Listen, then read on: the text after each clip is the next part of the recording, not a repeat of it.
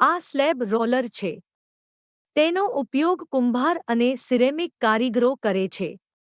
Slab રોલર્સનો ઉપયોગ ચીપસેલા, સંકુચિત માટીના સ્લેબ બનાવવા માટે થાય છે, જે હાથથી બનાવેલા માટીના વાસણો અને સિરેમિક્સ માટે આદર્શ છે. હવાના બબૂલા દૂર કરવા અને માટીને વધુ લવચીક બનાવવા માટે તેને સારી રીતે ગૂંધી લો. માટી ચોંટે નહીં તે માટે માટી અથવા રોલર્સની સપાટી પર કેનવાસ કે અન્ય કાપડની સ્તર મૂકી ઢાંકી દો. માટીને ઉબડખાબડ આકારમાં સમતલ કરો અને તેને રોલર્સ વચ્ચે મૂકો. ક્રેન્કને ઘુમાવો અથવા સ્લેબ રોલરને તેની ડિઝાઇન મુજબ ચલાવો.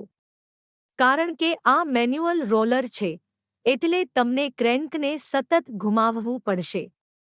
દરેક પાસ પછી, સ્લેબની જાડાઈની તપાસ કરો.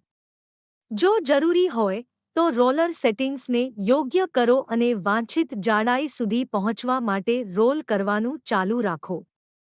આખરે, સ્લેબને કેનવાસમાંથી સાવધાનીપૂર્વક ઉઠાવો.